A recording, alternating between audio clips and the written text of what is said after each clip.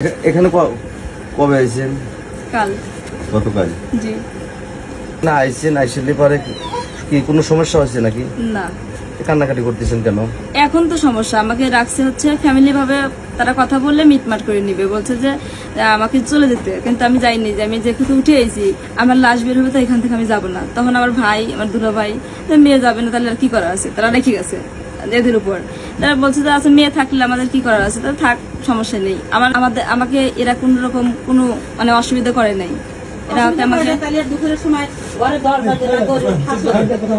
আপনাকে জিজ্ঞেস করে নাই আপনার কথা বলেন?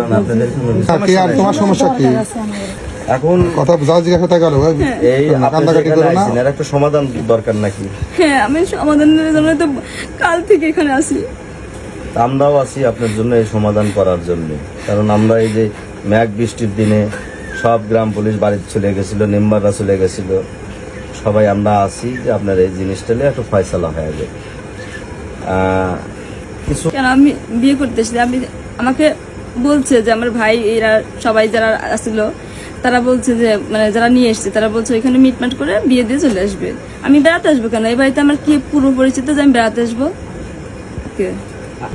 প্রেমের সম্পর্ক প্রায় 4 বছর, ফেসবুকে।